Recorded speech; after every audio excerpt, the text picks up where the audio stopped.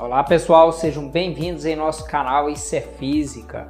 Sou o professor Márcio e hoje vamos dar seguimento na nossa série da termodinâmica, falando mais especificamente sobre o ciclo de Carnot. Vamos entender isso melhor? Vem comigo!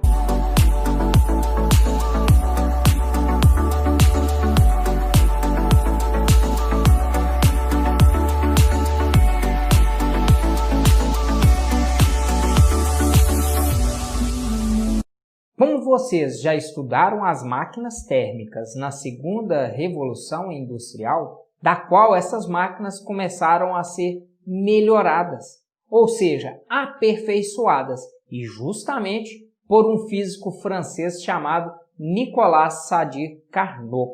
Então, ele tentou imaginar como deveria ser o funcionamento de uma máquina térmica que ela conseguisse aproveitar o máximo de energia possível. Então, Carnot, em seus estudos, ele percebeu que uma máquina térmica, para ter um rendimento máximo, ela deveria ser submetida a uma série de transformações, a qual é representada desta forma aqui, ou seja, graficamente.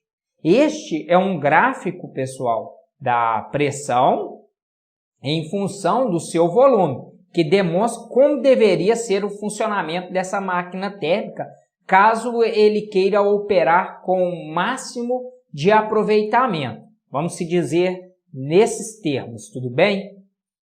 Então, meus jovens, esta máquina criada por Carnot, ela deveria ser submetido a um ciclo de transformações constituídos aqui neste gráfico por estas curvas que vocês podem observar, que estão representadas em amarelo e vermelho, tudo bem? Estas curvas que estão representadas em amarelo será pelas transformações isotérmicas. E as curvas que estão em vermelho será representado pelas transformações adiabáticas, da qual estas curvas estariam sendo submetidas, ou seja, uma máquina operando em ciclos para ter o máximo de rendimento possível. Então, ela deveria ser submetida a um ciclo constituído de duas transformações isotérmicas, sendo alternada por duas transformações adiabáticas, que se repetiriam no passar do tempo. Mas, de acordo com Carnot, essa máquina deve operar da seguinte maneira, ou seja, nestes moldes que foi criado por Carnot. Então, vamos entender como essa máquina deveria operar, tudo bem? Olha só, perceba que o ponto A ele possui um determinado volume, do qual nós vamos representar por VA. Também um ponto B, que também vamos representar por VB. Agora, meus queridos, eu quero que vocês percebam que quando o gás parte de A para B, o seu volume aumenta. Sendo assim, nós podemos dizer que neste trecho representa uma expansão devido ao gás estar aumentando, não é isso? De tal forma que nós chamamos de expansão isotérmica. E nessa expansão isotérmica, o gás obrigatoriamente ele deve ganhar calor neste trecho de A para B. Então, meus queridos, neste trecho de A para B, como ele ganha calor e ele deve expandir-se para que tenha sua temperatura constante.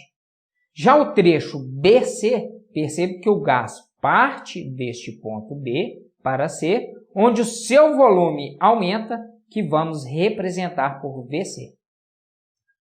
Meus queridos, quando o gás vai de B para C, ele novamente é submetido a uma expansão. Porém, a expansão que este gás está sofrendo é do tipo adiabática.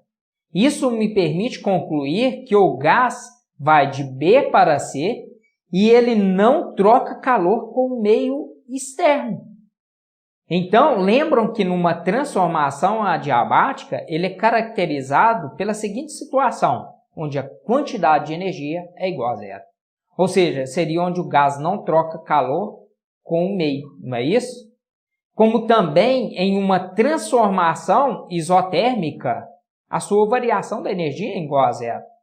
Assim, quando o gás se expande de forma adiabática de BC, a sua temperatura diminui, ou seja, quando o gás passa de B para C, ok? Vamos entender o motivo desta temperatura diminuir.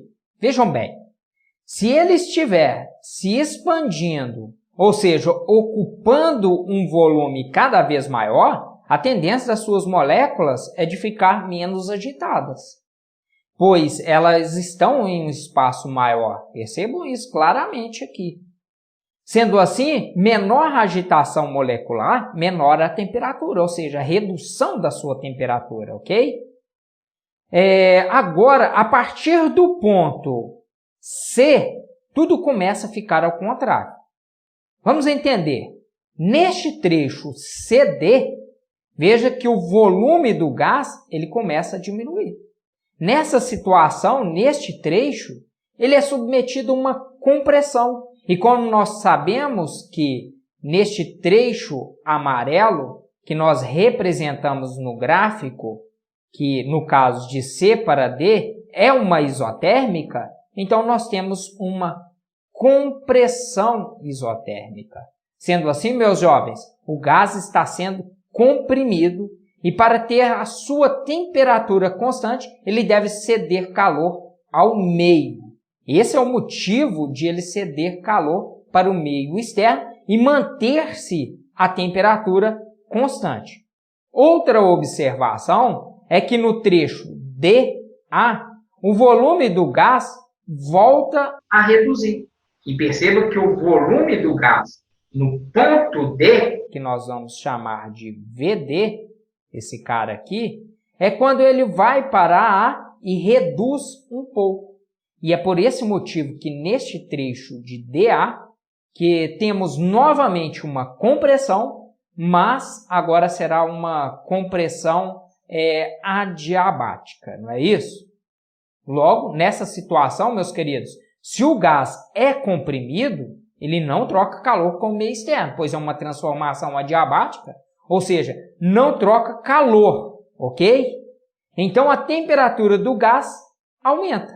Portanto, meus jovens, não adianta o gás ser submetido a um ciclo de transformações, melhor dizendo, cíclicas, nesta aparência, se ela não for exatamente nos moldes que Carnot definiu, ok?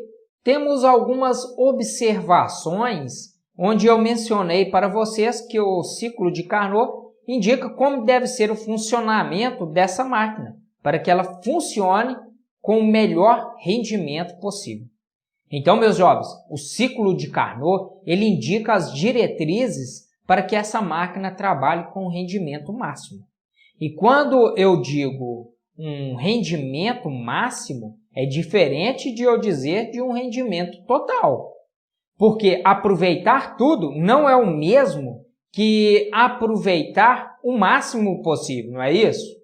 Então, se eu falo que uma máquina tem um rendimento de 80%, isso significa que essa máquina pode operar a 60%, 70%, 50%, 5%, de tal forma que ela atinge o máximo rendimento, que é de 80% de seu rendimento total. Ou seja, o rendimento que for 100%, ela nunca se aplica a uma máquina, porque isso estaria o quê? Violando a segunda lei da termodinâmica, não é isso? E a máquina de Carnot não viola a segunda lei da termodinâmica. Lembram que a segunda lei da termodinâmica afirma que não existe uma máquina térmica que consiga aproveitar toda a energia que consome. Outra coisa importante é que o rendimento da minha máquina térmica de Carnot não depende da substância trabalhada. Ou seja, meus queridos, o combustível dessa máquina térmica, a fonte da qual ela está alimentando.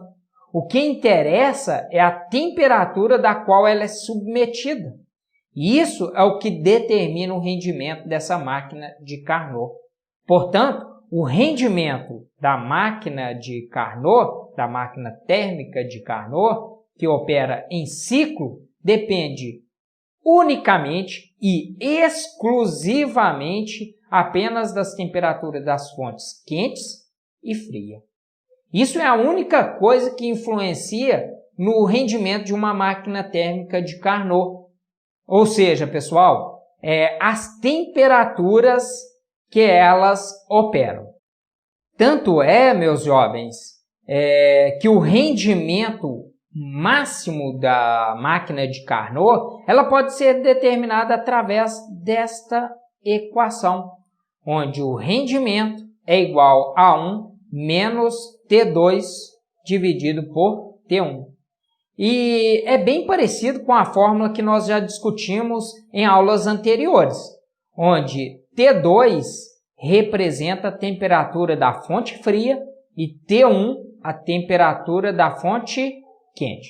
Lembrando que trabalhamos com temperatura em Kelvin, onde ela pode ser obtida caso o exercício ou o problema não me informe, e como nós trabalhamos em termometria, as escalas termométricas, nós temos que TK, que é a temperatura em Kelvin, é igual a TC mais 273.